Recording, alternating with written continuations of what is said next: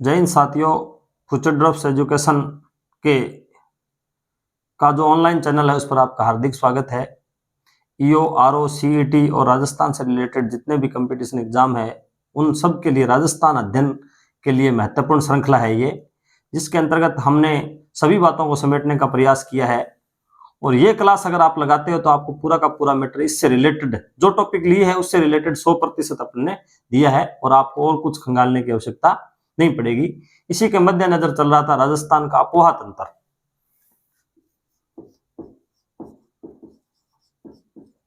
राजस्थान का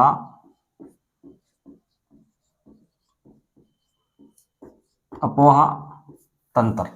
तो राजस्थान के अपोहा तंत्र के अंतर्गत अगर बात करते हैं तो सबसे पहले अपन ने बात की थी राजस्थान को 15 नदी जल बेसिन के अंतर्गत बांटा गया है। तो 15 जो है नदी जल बेसिन, उसके अंतर्गत अपन सबसे पहले बात करते हैं कि कौन कौन से जो है नदी बेसिन वो क्या है कि आंतरिक जल प्रवाह के अंतर्गत आता है। पूरा जो आंतरिक जल प्रवाह है या उसको अपन 60% कह सकते हैं, 60% आंतरिक जल प्रवाह है, उसके अंतर्गत कौन कौन से नदियां और मतलब कौन कौन से नदी बेसिन उसके अंतर्गत शामिल होते हैं। तो उसके अंतर्गत अपन सबसे पहले बात करते हैं तो घग्गर बेसिन, घग्गर बेसिन। तो घग्गर बेसिन और घग्गर नदी के बारे में अपन कंप्लीट पढ़ चुके हैं। उसके बाद में दूसरा इसके अंतर्गत आता है शेखावटी, शेखावाटी बेसिन। तो शेखावटी के अंतर्गत अपन ने जो भी नदी है उसके बारे में अपना अध्ययन अपना हो चुका है। उसके अंतर्गत अपने पास 2 प्रकार की नदियां हैं, 3 प्रकार का इसके अंतर्गत हो जाता है। एक तो हो जाता है कांतली, कांतली मुख्य रूप से हो जाएगी, और फिर उसके बाद के अंतर्गत इसके अंतर्गत कौन सी नदी आ जाएगी, कांतली, और उसके बाद सांबर के अंतर्गत जितनी भी गिरती है वो सब, और उसके बाद में जो सिक्कर के अंतर्गत जो छोटी छोटी नदियां हैं वो तीनों प्रकार की नदियां किसके अंतर्गत आ जाती है, शेखावटी बेसिन के अंतर्गत आ जाती है। घग्गर बेसिन में घग्गर नदी आ जाती है। उसके बाद में अगर तीसरा इसके अंतर्गत बात करें तो साबी बेसिन, साबी बेसिन। ये जो है घग्गर बेसिन और शेखावटी बेसिन है, ये उत्तरी पश्चिमी मरुस्थल प्रदेश के अंतर्गत आता है। और ये वाला जो साबी बेसिन है, साबी बेसिन और बाणगंगा बेसिन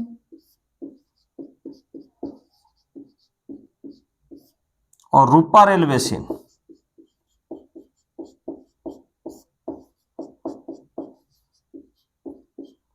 रूपारेल बेसिन, ये किसके अंतर्गत शामिल होता है, ये उत्तरी अरावली के अंतर्गत शामिल होता है। इसको अपन क्या कह सकते हैं, उत्तरी अरावली। मध्यवर्ती अरावली प्रदेश है उसके अंतर्गत उत्तरी अरावली के अंतर्गत शामिल होता है, उत्तरी अरावली के अंतर्गत ये शामिल हो जाता है।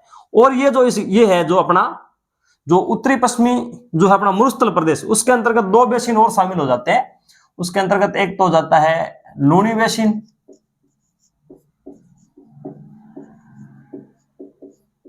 और एक हो जाता है जालोर के अन्य नाले, जालोर के अन्य नाले, ये वाला बेसिन भी इसके अंतर्गत शामिल हो जाता है, और लूणी बेसिन भी इसके अंतर्गत शामिल हो जाता है। उत्तरी पश्चिमी जो अपना भाग है मरुस्थलीय प्रदेश है, उत्तरी पश्चिमी मरुस्थलीय प्रदेश, जो उसके अंतर्गत Ghaggar basin, Shekhawati basin, Luni basin और जालोर के अन्य नाले इसके अंतर्गत शामिल हो जाते हैं।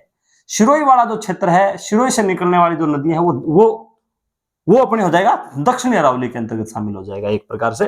तो उत्तरी पश्चिमी जो भाग है मरुस्थलीय प्रदेश, उसके अंतर्गत कितने बेसिन शामिल हो जाते हैं, 4 हो जाते हैं। और आंतरिक प्रवाह है उसके अंतर्गत 60% भाग आता है, उसमें घग्गर बेसिन और शेखावटी बेसिन 2 तो ये हो गए, साबी बेसिन, बाणगंगा बेसिन और रूपारेल बेसिन, ये टोटल कुल मिला के कितने आ जाते हैं, 5 आ जाते हैं। 5 जो है मुख्य रूप से नदियां निकल करके इसके अंतर्गत आती है आंतरिक अफवाह के अंतर्गत, और जो है इसके अंतर्गत सांबर वाली जो महत्वपूर्ण नदी है वो इसके अंतर्गत शामिल हो जाती है। अब अगर अपन बात करते हैं घग्गर बेसिन के बारे में पढ़ चुके हैं, लूणी बेसिन के बारे में अपन पढ़ चुके हैं, शेखावटी बेसिन के बारे में अपन कंप्लीट अध्ययन कर चुके हैं। आज अपना अध्ययन का विषय रहेगा साबी, बाणगंगा और रूपारेल बेसिन। तो इनके बारे में बात करते हैं। तो सबसे पहले बात करते हैं साबी बेसिन के बारे में, साबी नदी और साबी बेसिन।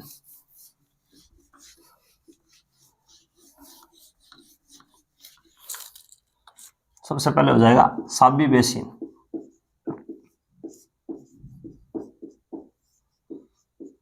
साबी बेसिन, और साबी बेसिन के अंतर्गत मुख्य रूप से साबी नदी आ जाती है। तो ये महत्वपूर्ण बात है कि साबी नदी किसके अंतर्गत है, आ जाती है, आंतरिक प्रवाह के अंतर्गत है, आ जाती है। सबसे पहली बात है कि ये साबी नदी कहां से निकलती है। अपन ये पहले जब अपन ने अरावली का अध्ययन किया था, उत्तरी अरावली, उसके अंतर्गत ये बातें पढ़ के आए थे।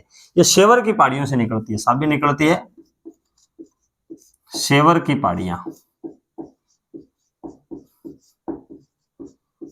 शेवर की पहाड़ियां जयपुर से निकलती है। कहां से निकलती है ये, शेवर की पहाड़ियां जयपुर से निकलती है। और फिर कौन से जिले के अंतर्गत बहती है, जयपुर से ये जाती है अलवर जिले में, अलवर जिले में। और अलवर जिले से ये फिर जाती है हरियाणा के अंतर्गत है, चली जाती है। और ये क्या है कि पटौदी का मैदान, प्लस इसको कह सकते हैं, कहां पर ये विलीन होती है उसको अपन प्लस के रूप में ले लेते हैं, पटौदी का मैदान या गुड़गांव का मैदान भी इसको कह सकते हैं, गुड़गांव का मैदान हरियाणा।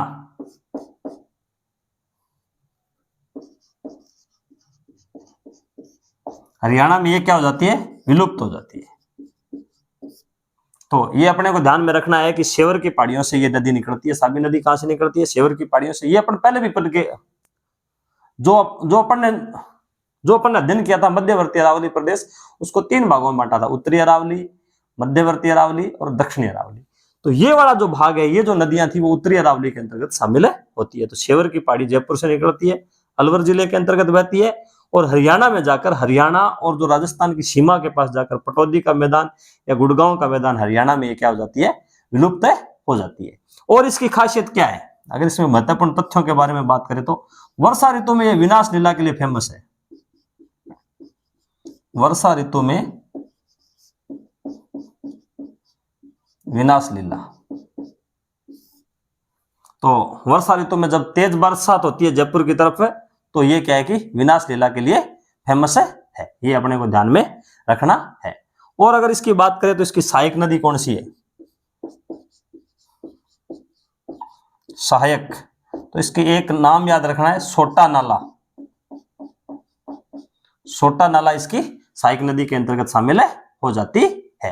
ये अपने को ध्यान में रखना है। और एक और अगर इसी की अगर बात चल रही है तो साबी नदी के किनारे जोधपुरा, ये पुरातात्विक स्थल है, सभ्यता स्थल, सभ्यता स्थल। और कौन से जिले में पड़ता है, जयपुर में पड़ता है। किस नदी के किनारे है, साबी नदी के किनारे है।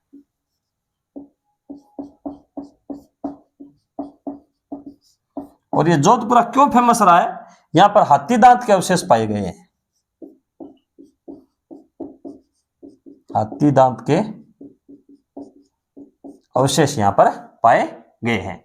तो ये अपने हो गया, इसके अंतर्गत 3 बेसिन की अपन बात करने वाले थे। तो साबी नदी बेसिन के अंतर्गत, साबी के अंतर्गत इतना ही है कि ये शेवर की पहाड़ी जयपुर से निकलती है, अलवर जिले में बहती है, और हरियाणा के अंतर्गत पटौदी का मैदान या गुड़गांव के मैदान के पास जाकर के विलुप्त हो जाती है। वर्षा ऋतु में अपनी विनाश लीला के लिए फेमस है। सहायक नदी इसकी सोटा नाला है। और जोधपुरा सभ्यता स्थल है वो साबी नदी के किनारे है। और कौन से जिले के अंतर्गत पड़ता है, जयपुर में पड़ता है।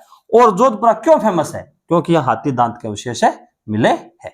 तो ये अपने मुख्य बात थी। और साबी बेसिन अपना ये कंप्लीट है और उसके महत्वपूर्ण तथ्य शामिल हो गए।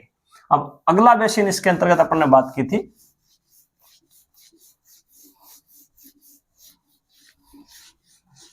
रूपारेल बेसिन। अगला बेसिन है रूपारेल बेसिन। रूपारेल बेसिन में मुख्य नदी कौन सी हो जाएगी, रूपारेल। ये सब आंतरिक प्रवाह की नदियां है, ये अपने को ध्यान में रखना है। और इसको क्या कहते हैं, रूपारेल नदी को सबसे पहले तो इसके कौन कौन से नाम है वो अपन ध्यान में ले सकते हैं। वरा नदी कहते हैं, लसावरी कहते हैं, इसको क्या कहते हैं, वरहा नदी, इसी को लसावरी भी कहते हैं, लसावरी भी इसको कहते हैं, और इसकी लंबाई है वो 104 किलोमीटर मानी जाती है। लंबाई इसकी 104 किलोमीटर मानी जाती है। अब इसमें यह ध्यान रखना है कि ये कहां से निकलती है। तो ये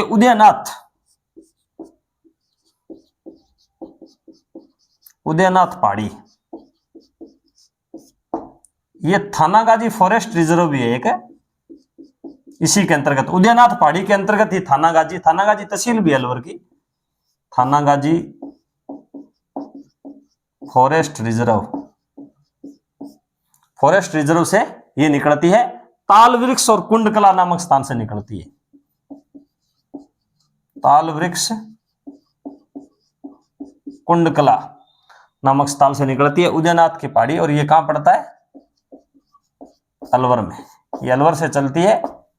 और ये जो ताल वृक्ष और थानागाजी फॉरेस्ट रिजर्व है, ये सरिस्का राष्ट्रीय उद्यान है ना, जो सरिस्का अभ्यारण्य के पास में ही है। सरिस्का अलवर में पड़ता है, अभ्यारण्य के पास ही पड़ता है। तो ये सरिस्का जो अभ्यारण्य है उसके पास पड़ती है उदयनाथ की पहाड़ी, और थानागाजी फॉरेस्ट रिजर्व ताल वृक्ष कुंडकला के पास से ये नदी निकलती है। ये अपने को ध्यान में रखना है। और विलुप्त कहां जाती है? ये जाती है फिर भरतपुर में।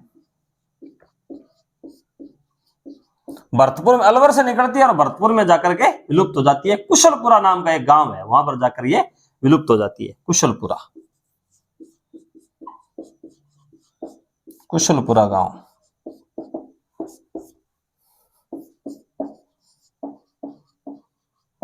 विलुप्त हो जाती है। ये अपने को ध्यान में रखना है। अब इसकी अगर सहायक नदियों की बात करें तो इसके अंतर्गत सहायक नदियां कौन कौन सी मुख्य रूप से, वो अगर अपन बात कर सकते हैं तो सहायक नदियों के सिर्फ नाम याद रखने हैं। सहायक, शानगंगा, इसकी कई सहायक नदियां हैं, उसके अंतर्गत शानगंगा, सूकरी, नालाकोती, शानगंगा, सूकरी,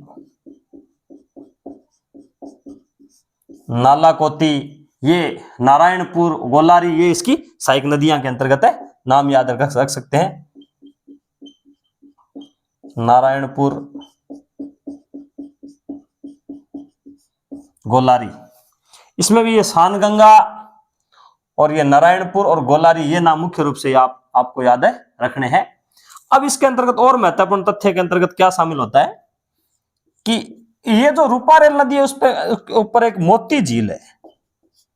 मोती झील, यानी कि मोती झील के अंतर्गत है वो जल किससे सप्लाई होता है? रूपारेल नदी से जल इसके अंतर्गत आता है। ये अपने को ध्यान में रखना है। और मोती झील कहां पड़ती है? भरतपुर में।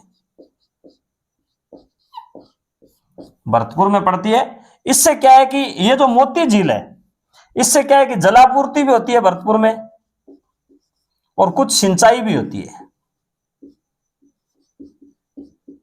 सिंचाई भी होती है। और ये मोती झील भरतपुर के लिए बहुत महत्वपूर्ण है, इसलिए इसे मोती झील को भरतपुर की जीवन रेखा भी कहते हैं, क्योंकि इससे सिंचाई भी होती है और जलापूर्ति होती है। तो भरतपुर जिले की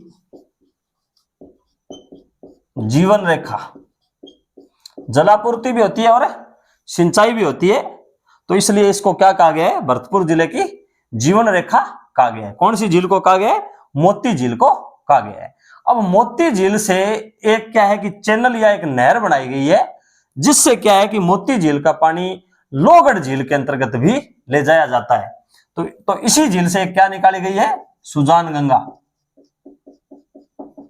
सुजान गंगा नहर भी कह सकते हैं, या इसको एक चैनल भी कह सकते हैं। चैनल भी कह सकते हैं। सुजान गंगा नहर या चैनल है, उससे क्या होता है कि मोती झील का पानी मोती झील से लोहगढ़ झील को जोड़ती है। ये लोहगढ़ झील को जोड़ती है। ये अपने को ध्यान रखना है कि सुजान गंगा नहर है वो मोती झील और लोहगढ़ झील को जोड़ती है। ये अपने को ध्यान में रखना है, जोड़ती है। उससे क्या है कि मोती झील के अंतर्गत मोती झील के अंतर्गत अगर पानी की अधिकता हो जाती है तो उसको सुजानगंगा नहर द्वारा लोहगढ़ झील के अंतर्गत डाल दिया जाता है। अब ये अपने बात आई कि भी दूसरी जो इसके अंतर्गत आज अपना दिन का विषय था वो रूपारेल नदी है। साबी बेसिन का पढ़ लिया। रूपारेल नदी बेसिन के अंतर्गत रूपारेल को वरा नदी भी कहते हैं और लसावरी भी कहते हैं। इसकी लंबाई 104 किलोमीटर है। कौन से जिलों में बहती है? 2 जिलों में बहती है। अलवर से निकलती है और भरतपुर में जाकर विलुप्त हो जाती है। उदयनाथ की पहाड़ी, थानागाजी फॉरेस्ट रिजर्व, ताल वृक्ष, कुंडकला गांव के पास से निकलती है जो सरिस्का अभ्यारण्य के नजदीक पड़ता है, और अलवर से निकलती है और भरतपुर में जाकर के कुशलपुरा गांव के पास ये समाप्त हो जाती है और विलुप्त हो जाती है। इसकी सहायक नदियों के अंतर्गत सानगंगा, शुकरी, नालाकोती, नारायणपुर और गोलारी नदियों को अपन शामिल कर सकते हैं। और मोती झील इसके अंतर्गत महत्वपूर्ण है। और मोती झील इसलिए महत्वपूर्ण है कि मोती झील भरतपुर जिले के अंतर्गत सिंचाई में भी काम आती है और जलापूर्ति में भी काम आती है। इसलिए मोती झील को भरतपुर जिले की जीवन रेखा कहा गया है। और क्या है कि इस नदी, ये जो रूपारेल नदी है और इससे जो ये जो झील है मोती झील, उससे एक सुजानगंगा नाम की नहर या चैनल बनाया गया है। उससे क्या है कि मोती झील का पानी है वो लोहगढ़ झील के अंतर्गत ले जाया जाता है। और ये लोहगढ़ झील भी किसमें? भरतपुर जिले के अंतर्गत ही शामिल है। तो इसीलिए क्या है कि महत्वपूर्ण रूप से जल की आपूर्ति रूपारेल नदी ही करती है मोती झील को, और मोती झील उनकी भरतपुर जिले की जीवन रेखा है। ये अपने को ध्यान में रखना है। अब अगला है बाणगंगा बेसिन। अब बात करते हैं अपने बाणगंगा बेसिन की। अंतः प्रवाही नदी तंत्र के अंतर्गत लास्ट जो बेसिन है वो बाणगंगा बेसिन है। बाणगंगा बेसिन वैसे तो नहीं माना जाता था। पहले तो बाणगंगा नदी यमुना में जाकर मिलती थी, तो ये बंगाल की खाड़ी के बेसिन का उदाहरण थी। परंतु अब धीरे धीरे जैसे जैसे जनसंख्या बढ़ रही है, कंज्यूम होने लग गया जल का, तो ये क्या है कि यमुना से पहले ही, मिलने से पहले ही विलुप्त होने लग गई और जल ग्रहण जो क्षेत्र भी नहीं बचा। तो अगला बचता है अपने पास बाणगंगा बेसिन। बाणगंगा बेसिन की अगर बातें करते हैं तो बाणगंगा बेसिन में अपने पास मुख्य नदी कौन सी हो जाएगी? बाणगंगा।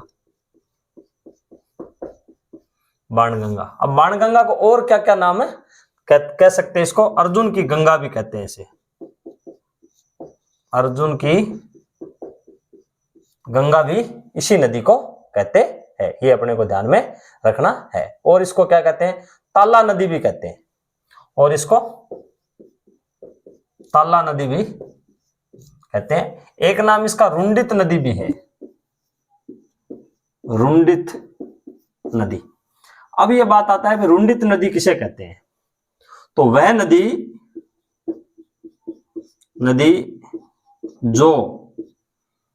जो अपना जल क्या है कि मुख्य नदी तक नहीं लेके जाती है और रास्ते ही विलुप्त हो जाती है।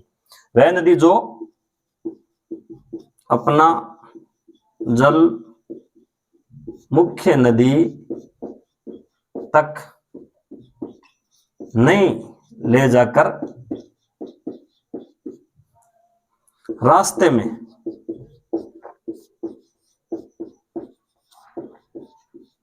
विलुप्त हो जाती है वो क्या कहलाती है? वो अपने पास क्या कहलाती है? रुंडित नदी कहलाती है। और इसको अपन विलुप्त और गुम्फित नदी भी कह सकते हैं। एक प्रकार से इसको क्या कह सकते हैं? विलुप्त भी कह सकते हैं और गुम्फित भी इसको कह सकते हैं। और ये रुंडित नदी का दर्जा है वो उसको बाणगंगा को कब दिया गया? 2012 में दर्जा दिया 2012 में। ये थोड़ा सा फैक्ट इसमें ध्यान में रखना है। बाकी तो याद रखने वाली बात है मुख्य रूप से। रुंडित नदी किसे कहते हैं? मुख्य नदी के अंतर्गत अपना जल नहीं पहुंचाती है और रास्ते में विलुप्त हो जाती है और गुम्फित हो जाती है। और क्या है कि जो अवसाद है उसके अंतर्गत खो जाती है रास्ते में, तो वो क्या कहलाती है? रुंडित नदी कहलाती है। और बाणगंगा को रुंडित नदी का दर्जा कब दिया गया? 2012 के अंतर्गत दिया गया। ये अपने को ध्यान में रखना है। अब इसमें और महत्वपूर्ण फैक्ट की अगर बात करें तो कौन सा है कि ये कहां से निकलती है? अब इसी के अंतर्गत बात करें तो ये कहां से निकलती है? बेराट से निकलती है। बेराट पहाड़ियां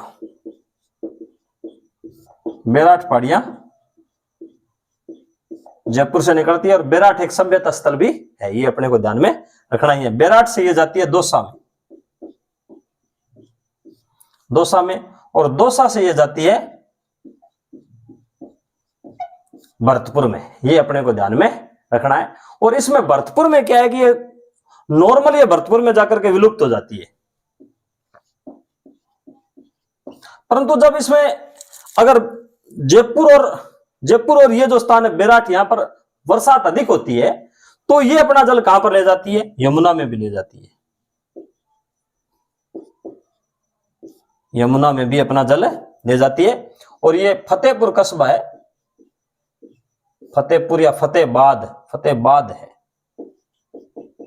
फतेहबाद यूपी के अंतर्गत किसके अंतर्गत मिल जाती है, यमुना के अंतर्गत मिल जाती है, ये अपने को ध्यान में रखना है।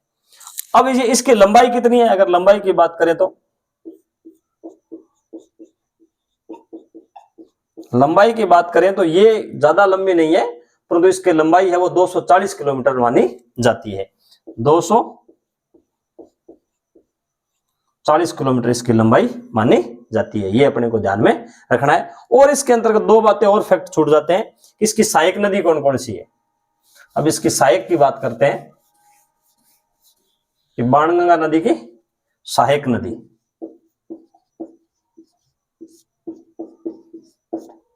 तो सहायक नदियों के सिर्फ अपने को नाम याद रखने हैं, उनका वो ज्यादा उनको याद रखने की जरूरत नहीं है।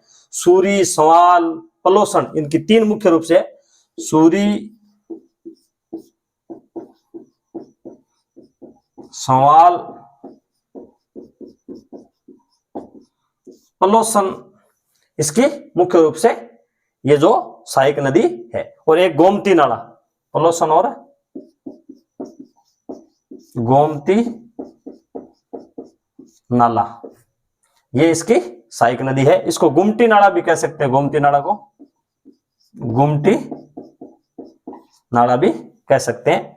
और इसके अंतर्गत महत्वपूर्ण फैक्ट है कि इसके ऊपर बांध कौन सा बनाया गया है। बांध की बात करें तो इसके ऊपर दो बांध बनाए गए हैं, एक तो जमुआ रामगढ़ बांध, ये कहां बनाया गया है, जयपुर में। इसको रामगढ़ बांध भी कह सकते हैं, सिर्फ अगर सीधा कहे तो इसको रामगढ़ बांध भी कह सकते हैं। और एक दूसरा बांध बनाया गया इसके ऊपर, अजान बांध,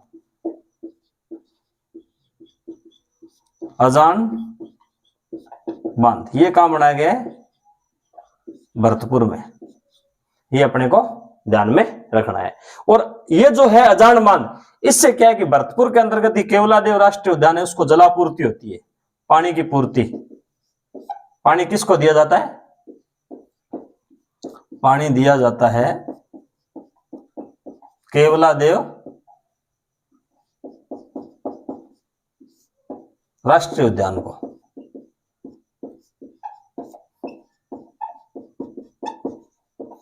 यानी केवलादेव जो राष्ट्रीय उद्यान है उसको जलापूर्ति किससे की जाती है, अजान बांध भरतपुर से की जाती है। और कई बार ये जो है अजान बांध, इसके अंतर्गत पानी की कमी आ जाती है। जब पानी की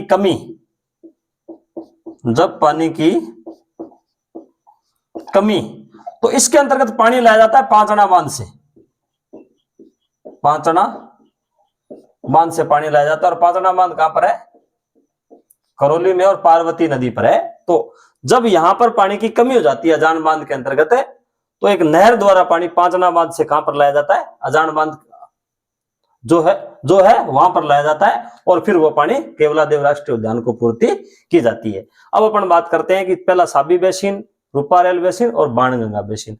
बाणगंगा बेसिन के अंतर्गत मुख्य नदी कौन सी होगी, बाणगंगा होगी। इसको क्या कहते हैं, अर्जुन की गंगा भी कहते हैं, ताला नदी भी कहते हैं, रुंडित नदी कहते हैं। रुंडित नदी क्यों कहते हैं, क्योंकि ये अपनी मुख्य नदी के पास नहीं पहुंचती है, रास्ते में ही विलुप्त हो जाती है। और ये दर्जा कब दिया गया, 2012 के अंतर्गत दिया गया। अब इसकी सहायक नदी कौन कौन सी है, सूरी, सवाल, पलोसन और गोमती नाला, ये चार ये नाम अपने को ध्यान में रखने कि ये इसकी सहायक नदियों के नाम है। उसके बाद अगर बात करते हैं तो ये इस नदी के ऊपर कौन से बांध बनाए गए, तो जमुआ रामगढ़ बांध बनाया गया जयपुर में, जिसको रामगढ़ बांध भी कह सकते हैं। और अजान बांध बनाया गया भरतपुर में, जिससे क्या है कि ये जो है अजान बांध, उससे क्या है कि पानी की आपूर्ति कहां पर की जाती है, केवलादेव राष्ट्रीय उद्यान में की जाती है। और जब अजान बांध के अंतर्गत पानी की कमी हो जाती है तो फिर इसकी पूर्ति कहां की जाती है, पांचना बांध करौली से यहाँ पर पूर्ति की जाती है। अब इस नदी की बात करते हैं तो ये कहां से निकलती है, बैराठ जयपुर से निकलती है, फिर दौसा में बहती है और फिर भरतपुर में जाकर विलुप्त हो जाती है। परंतु अगर यहाँ पर अधिक बरसात होती है बैराठ की पहाड़ियों पे तो फिर क्या है कि इसका पानी यमुना फतेहाबाद यूपी तक भी चला जाता है। ये बात ध्यान में रखना है। और इसकी लंबाई 240 किलोमीटर मानी जाती है। तो ये जो था राजस्थान का अंतः प्रवाह के जितने भी बेसिन थे वो अपन ने कंप्लीट कर चुके हैं। अब अगर बात करते हैं कि अरब सागर का जो है अपवा, उसके अंतर्गत कौन कौन से बेसिन शामिल होते हैं और उसके अंतर्गत कौन कौन सी नदियां शामिल कर सकते हैं। सबसे पहले तो बात करते हैं इसमें कौन कौन से बेसिन शामिल होते हैं। अरब सागर का अपवा,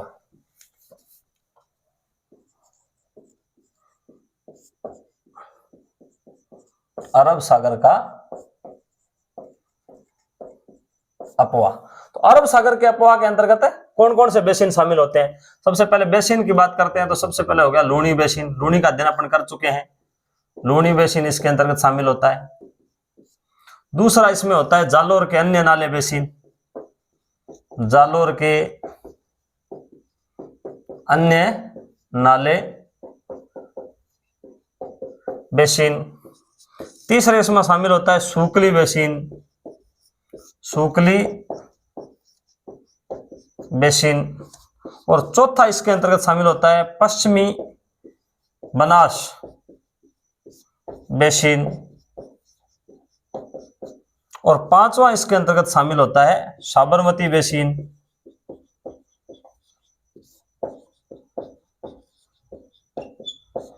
और छठा इसके अंतर्गत शामिल होता है माही बेसिन। तो ये 6 जो बेसिन है वो किसके उदाहरण है, अरब सागर के अपवा तंत्र का उदाहरण है। इसमें एक तो लूणी नदी में महत्वपूर्ण होगी, जालोर के नाले इसमें खास महत्वपूर्ण नहीं है, सूकली भी इसके अंतर्गत महत्वपूर्ण नदी के अंतर्गत शामिल हो जाएगी, पश्चिमी बनास भी महत्वपूर्ण नदी में शामिल हो जाएगी, साबरमती महत्वपूर्ण नदी में शामिल हो जाएगी, और माही तो वेरी इंपॉर्टेंट। राजस्थान की जो 3 नदियां हैं उसके अंतर्गत 4 नदियों की अगर बात करें तो सबसे पहले इंपॉर्टेंट है लूणी, फिर बनास, फिर चंबल और माई। इन 4 नदियों का तो 100% सब सारा का सारा विवरण अपने को पता होना ही चाहिए। तो ये जो है अपना अरब सागर का अपवा तंत्र है, इसके अंतर्गत मुख्य रूप से कितने नदी बेसिन शामिल कर सकते हैं, 6 नदी बेसिन शामिल कर सकते हैं। और मुख्य नदियां हो जाएगी लूणी, सूकली, पश्चिमी बनास, साबरमती और माई। इनके बारे में अध्ययन, लूणी के बारे में अपन अध्ययन कर चुके हैं। जालोर के नाले के बारे में कोई खास अध्ययन वाली बात नहीं है, क्योंकि छोटे छोटे नाले हैं और वो जाते हैं गुजरात के अंतर्गत जाके हो जाते हैं समाप्त। उसके बाद में सूकली नदी के बारे में बात करेंगे, पश्चिमी बनास के बारे में बात करेंगे, साबरमती के बारे में बात करेंगे और माई के बारे में तो विस्तृत रूप से चर्चा करेंगे। तो अब अगर अपन बात करते हैं सबसे पहले पश्चिमी बनास की सहायक है सूकली, तो ये इसी के अंतर्गत सम्मिलित हो जाएगी। तो सबसे पहले अपन बात करते हैं पश्चिमी बनास की। तो साथियों इसके अंतर्गत अपन बात करते हैं अरब सागर का अपवा तंत्र है, इसके अंतर्गत सूकली, पश्चिमी बनास, साबरमती और माई बेसिन है। उसके अंतर्गत सबसे पहले अपन बात करते हैं बनास बेसिन की। तो पश्चिमी बनास बेसिन, पश्चिमी बनास बेसिन। तो पश्चिमी बनास बेसिन है वो क्या है कि जो है वो मतलब किस तंत्र का उदाहरण है, ये है अपने, ये है जो है कच्छ की खाड़ी और अरब सागर के अपवा तंत्र का उदाहरण है। तो पश्चिमी बनास के अंतर्गत कौन सी नदी आ जाएगी, मुख्य रूप से तो पश्चिमी बनास ही आ जाएगी, पश्चिमी बनास नदी। तो सबसे पहले पश्चिमी बनास नदी के बारे में बात करते हैं। तो ये कहां से निकलती है, सबसे पहले तो ये इंपॉर्टेंट हो गया, ये नया सानवारा गांव से निकलती है, नया सानवारा या कई जगह सानवाड़ा,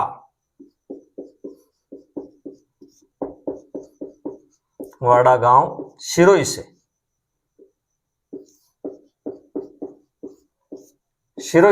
निकलती है। सबसे पहले तो अपने को उद्गम ध्यान में रखना है, महत्वपूर्ण नदी का तो उद्गम जरूर ध्यान में रखना है। तो नया सानवाड़ा या नया सानवाड़ा गांव सिरोही से निकलती है। और जाति का है, संगम किसमें होता है, इसका जो संगम है वो लिटिल कच्छ के अंतर्गत होता है। किसमें होता है, लिटिल कच्छ।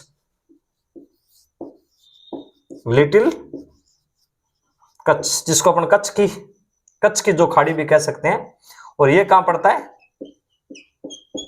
गुजरात में। तो संगम कहां हो गया इसका? तो राजस्थान में बहती हुई, राजस्थान में सिर्फ एक जिले के अंतर्गत है बहती है, और फिर जाती कहां है? लिटिल कच्छ है, गुजरात के अंतर्गत है जाती है। तो मुख्य रूप से तो ये है जो नदी कहां की है? गुजरात की हुई, परंतु राजस्थान से निकलती है। इसकी लंबाई कितनी है? अब अगर इसकी लंबाई की बात करते हैं तो इसकी 226 किलोमीटर लंबाई है, ये अपने को ध्यान में रखना है। अब इसके अंतर्गत इस नदी के किनारे शहर कौन से हैं? किनारे एक दिशा नगर, कुछ जगह डिसा नाम भी आता है, डिसा नगर, ये तो पड़ता है गुजरात में। और कौन सी नदी के किनारे है? पश्चिमी बनास नदी के किनारे है। और एक माउंट आबू शिरोई, ये पश्चिमी बनास नदी के किनारे पर स्थित है। अब अगर इसके अंतर्गत बात करते हैं कि इसकी सहायक नदियां कौन सी है? सहायक नदियों में ज्यादातर इसमें ये जो नदियां है ना, इसके अंतर्गत जैसे मुख्य नदी है, जैसे पश्चिमी बनास है, इसका अगर क्वेश्चन है वो पूछने का रहे तो अपने से क्या पूछ सकते हैं? इसका जो है उद्गम कहां से होता है, कहां जाके मिलती है, संगम कहां पे होता है। और तीसरा प्रश्न इसके अंतर्गत महत्वपूर्ण है, जैसे लंबाई नहीं पूछी जाती है, फिर उसकी सहायक नदी पूछी जाती है कि कौन सी इसकी सहायक नदी नहीं है या है। तो सहायक नदी का नाम याद रखना बहुत ही इंपॉर्टेंट है। तो इसके अंतर्गत सहायक नदी कौन कौन सी है? सहायक, तो सबसे पहले तो है सुकली बेसिन भी है अपने पास, सुकली बेसिन राजस्थान के अंतर्गत जो है अपने पास 15 नदी बेसिन, उसके अंतर्गत एक है सुकली बेसिन भी अपने पास है। और दूसरी इसके अंतर्गत हो जाएगी शिपू नदी के बारे में, सुकली के बारे में थोड़ा सा ज्यादा वर्णन में पढ़ेंगे। शिपू है, ये माउंट आबू से निकलती है, माउंट आबू से निकलती है और गुजरात में जाकर के पश्चिमी बनास में मिल जाती है, पश्चिमी बनास के अंतर्गत मिल जाती है। कहां पर? गुजरात में। ये इसके अंतर्गत अपने को ध्यान में रखना है। और अगर इसकी अगर बात करें तो और इसके अंतर्गत मुख्य सहायक नदियों के अंतर्गत अपने पास खारी, सुकेत, शेवरण, खारी, सुकेत, शेवरण, और भी बहुत सी नदियों के नाम है, बलराम, धोरवाल, गोल्हन। बलराम इंपॉर्टेंट है, बलराम, धोरवाल, गोल्हन। और भी कई नदियों के नाम इसके अंतर्गत है, हंगरी, गोकली, कुकड़ी, हंगरी, गोकली और कुकड़ी। इसके अंतर्गत महत्वपूर्ण रूप से सुकली, शिपू, सुकेत 3 तो ये हो गई, और बलराम 4 और गोलन 5। इनके नाम बहुत सी बार क्या है कि आया हुआ है, और ये क्या है कि जाता है, पूछा जाता है परीक्षाओं में कि पश्चिमी बनास की सहायक नदी इनमें से कौन सी नहीं है, ये छांटनी होती है, ये अपने को ध्यान में रखना है। तो इसके अंदर सुकली और शिपू तो 2 महत्वपूर्ण है। सुकली का उद्गम भी अपने को ध्यान में रखना है, माउंट आबू से। अब अगर इसकी सहायक जो है मुख्य नदी, वो कौन सी है? सुकली की बात करते हैं। सुकली, तो सुकली क्या है कि अपने आप में एक नदी बेसिन भी है अपने पास, सुकली अपने पास है, नदी बेसिन भी है। ये शिलारी पहाड़ियां शिरोई से निकलती है। कहां से निकलती है? शिलारी पहाड़ियां शिरोई, शिलारी पहाड़ियां शिरोई। मिलती किसमें है? पश्चिमी बनास में। कहां पे मिलती है? गुजरात में मिलती है। कौन से गांव के पास मिलती है? दवासा गांव। नाम याद रहे तो ठीक है, नहीं तो कोई बात नहीं। दवासा गांव गुजरात में। निकलती तो राजस्थान में है। ये जो नदियां हैं, ये सब की सब नदियां जो है, जैसे सुकली नदी हो गई, चाहे ये पश्चिमी बनास हो गई, ये सब की सब दक्षिणी अरावली से निकलती है। और लगभग ये कहां से निकलती है? शिरोई से निकलती है। ये अपने को ध्यान में रखना है। अब इसके अंतर्गत क्या है, इसकी सहायक नदियां कौन कौन सी है। अब अगर सूखली नदी की सहायक नदियों की बात करें तो सहायक नदियां, सूखली की सहायक नदियां अपने पास कौन कौन सी है। मंदर, बूटड़ी, टोकड़ा, मंदर, बूटड़ी, टोकड़ा, इस प्रकार की सहायक नदियां है। नागानी,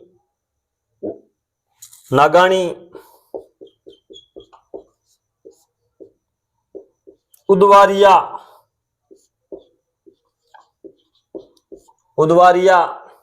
शिलीनाडी, दाबारी, शिलीनाडी,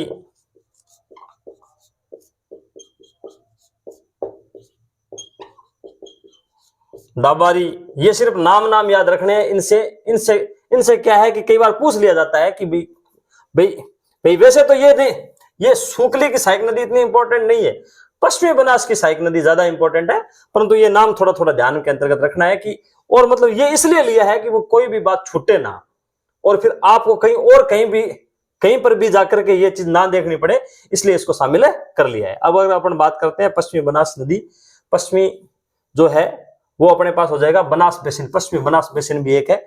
और फिर पश्चिमी बनास बेसिन के अंतर्गत दो बेसिन शामिल हो जाते हैं, एक पश्चिमी बनास बेसिन और एक सूखली बेसिन शामिल हो जाते हैं। तो पश्चिमी बनास नदी कहां से निकलती है, नया सानवाड़ा गांव सिरोही से निकलती है, लिटिल कच्छ करण गुजरात में जाकर के ये मिल जाती है, संगम हो जाता है। लंबाई इसकी 226 किलोमीटर है। किनारे इस पर दिशा नगर ये गुजरात में पड़ता है, और माउंट आबू सिरोही, दो नगर इसके किनारे पर है। और इसकी सहायक नदियों में सूखली है, सीपू है जो माउंट आबू से निकलती है पश्चिमी, और ये क्या है कि पश्चिमी बनास में जाकर गुजरात में मिल जाती है। खारी, सुकेत, सेवरण, बलराम, धोरवाल, गोलहन, हंगरी, गोकली और कुकड़ी इसकी सहायक नदियां हैं। अब इसकी जो मुख्य सहायक नदी है वो अपने पास कौन सी है, सूखली है। सूखली कहां से निकलती है, शिलारी पहाड़ियां सिरोही से निकलती है, और फिर पश्चिमी बनास में दवासा गांव गुजरात में जाकर के जाती है मिल। और उसकी सहायक नदियों में मंदर, बूटड़ी, टोकड़ा, नागानी, उदवारिया, सिलीनाडी, दाबारी आदि इसकी सहायक नदियों के अंतर्गत शामिल हो जाता है। तो ये अपने पास दो नदी बेसिन अपने पास कंप्लीट अध्ययन हो गया। उसके बाद अगर अपन बात करते हैं साबरमती नदी की, और साबरमती नदी बेसिन,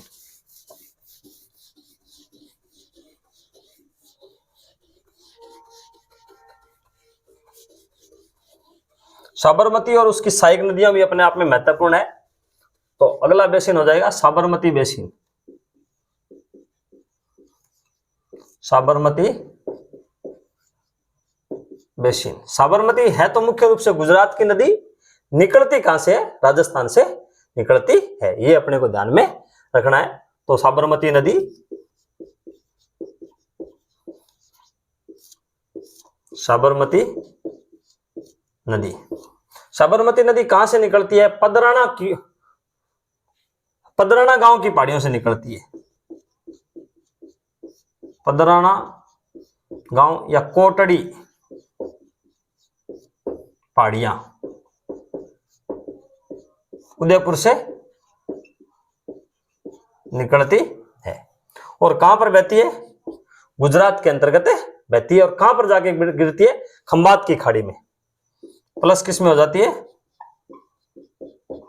खंबात की खाड़ी,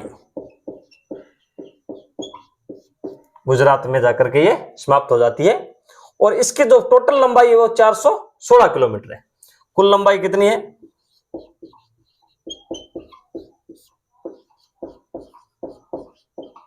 और राजस्थान में इसकी लंबाई कितनी है, राजस्थान में सिर्फ एक ही जिले में बहती है।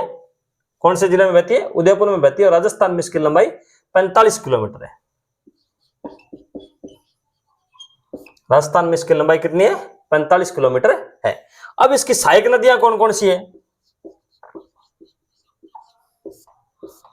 सहायक नदियां इसकी है वो वेतरक, सही टनल भी बनाई गई है, सही वेतरक सही, और इसके अंतर्गत हाथीमती, मेसवा, मानसी, वाकल, हाथमती, मेशवा, मानसी, वाकल और माजम। इससे बहुत बार प्रश्न आता है कि साबरमती की सहायक नदियां कौन कौन सी है। वेतरक, सई, हाथीमती, मेशवा, मानसी, वाकल और माजम इसकी सहायक नदियां मानी जाती है। इसके किनारे शहर कौन से है?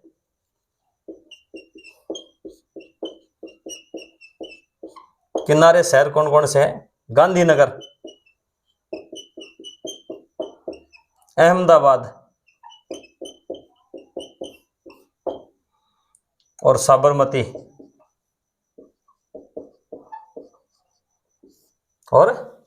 दे दी हमें आजादी बिना खड़क बिना ढाल, साबरमती के संत तूने कर दिया कमाल। गांधी जी के बारे में कहा गया है। और ये साबरमती नदी कहां से निकलती है?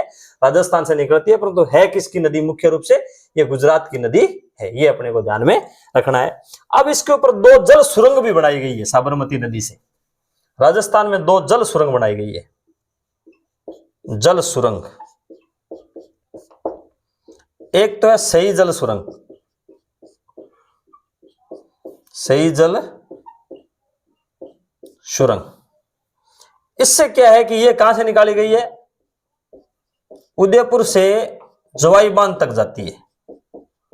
जवाई बांध सुमेरपुर पाली में, वहां से इसको क्या है कि जो ही मतलब इसके अंतर्गत जवाई बांध के अंतर्गत पानी कम होता है तो सही टनल से इसकी क्या है कि वो सप्लाई दी जाती है।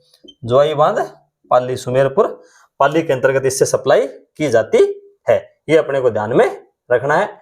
ये क्या है कि जवाई बांध को क्या है कि वो करता है जलापूर्ति। सही टनल से पूर्ति किसको होती है? जलापूर्ति जवाई बांध को, जवाई बांध को। और ये राजस्थान की पहली जल सुरंग है।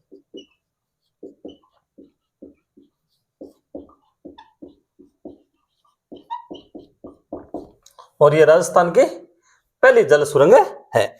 और एक दूसरी जल सुरंग उसके ऊपर और बनाई गई है। 2 जल सुरंग इसके ऊपर बनाई गई है। एक मानसी वाकल जल सुरंग बनाई गई है। कौन सी बनाई गई है? मानसी वाकल जल सुरंग। मानसी और वाकल नदियां भी है। मानसी वाकल जल सुरंग, मानसी वाकल जल सुरंग बनाई गई है। उससे क्या है कि ये जो है नदियां मानसी और वाकल का जलापूर्ति कहां पर होती है? जलापूर्ति होती है देवास परियोजना को। देवास परियोजना और मोहनलाल सुखाड़िया परियोजना को।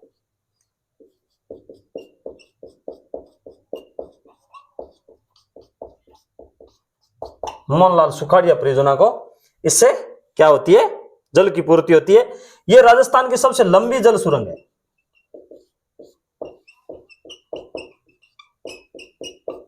तो ये अपने को ध्यान में रखना है। अब ये क्या है कि साबरमती नदी है, इसके बारे में अपने को ध्यान में रखना है कि ये कहां से निकलती है? पदराना गांव कोटड़ी तहसील की पहाड़ियों से निकलती है। कहां से निकलती है? उदयपुर में। और फिर गिरती कहां है? खंबात की खाड़ी गुजरात में गिरती है। मुख्य रूप से ये राजस्थान में सिर्फ जो अपना जिला है उदयपुर के अंतर्गत बहती है। और मुख्य रूप से नदी कहां की है? गुजरात की है। लंबाई कितनी है? 416 किलोमीटर। और राजस्थान के अंतर्गत इसकी लंबाई कितनी है? 45 किलोमीटर। इसकी सहायक नदियों के बारे में अपन पढ़ेंगे कल। उसमें वेतरक, सई, हाथीमती, मेशवा, मानसी, वाकल और माजम इसकी सहायक नदियां है। और फिर जो है अपनी साबरमती है जो नदी, उसके किनारे शहर कौन कौन से? गांधीनगर, अहमदाबाद और साबरमती शहर इसके किनारे है। मुख्य रूप से इसके ऊपर 2 जल सुरंग बनाई गई है।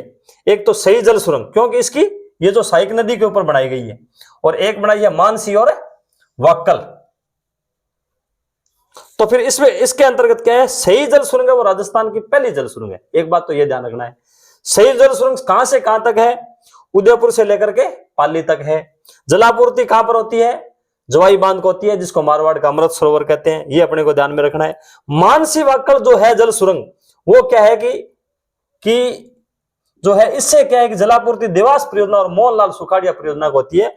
और मतलब ये कहां पर पड़ती है, ये क्या है कि दोनों के दोनों पड़ती है उदयपुर के अंतर्गत, और ये क्या है कि राजस्थान की सबसे लंबी जल सुरंग है।